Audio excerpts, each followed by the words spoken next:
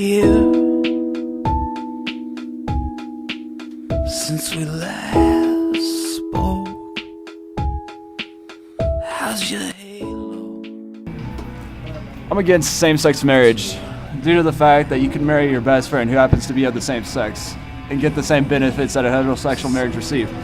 I mean, it doesn't matter whether or not the love is in the marriage. It's a legal document which contains certain instances happen to have benefits.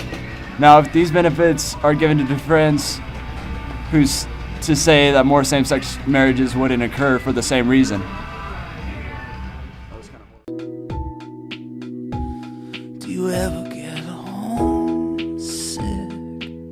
Okay, first off, how do you feel about same-sex marriage? Are you for or are you against it? I'm for same-sex marriage because of many different factors, but I guess the most important one is the fact that in the U.S. Constitution it says, no state shall make or enforce any law which shall abridge the privileges or immunities of the citizens of the United States.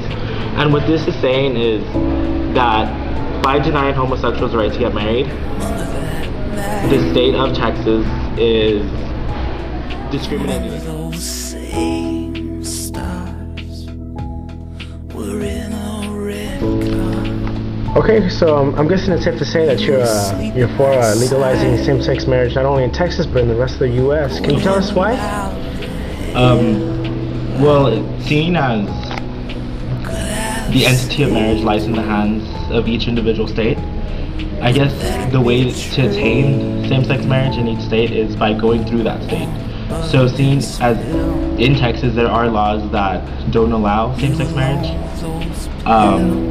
I believe that in order to gain those rights, you have to go through the state and create laws that recognize that same-sex marriage should be legalized on the basis that discrimination is wrong, tolerance must be practiced, and current laws abridge the privileges and immunities of citizens of that state. Very interesting. We have this huge debate going on right now about same-sex marriage.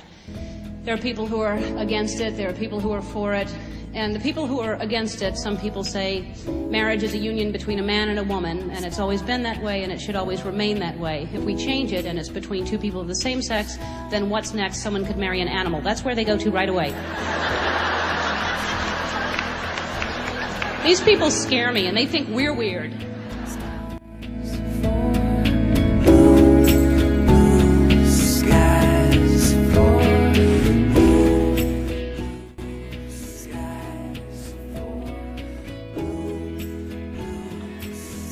The Don't Ask, Don't Tell policy is the policy for the military to have the power to discharge any of their soldiers if they are homosexuals. This policy does allow homosexuals to join the military, however they must hide their own sexual orientation. Here is some of the history that led up to the Don't Ask, Don't Tell policy. In 1778, the first soldier to be jumped out of the military was Lieutenant Gotthold Frederick Elson for sodomy, and sodomy is the unnatural sexual orientation. And in 1942, when men were started to be drafted into World War II, a lot of psychiatrists did a lot of research on them, and if there was any signs of homosexuality, they were not drafted into the military just because of their sexual orientation.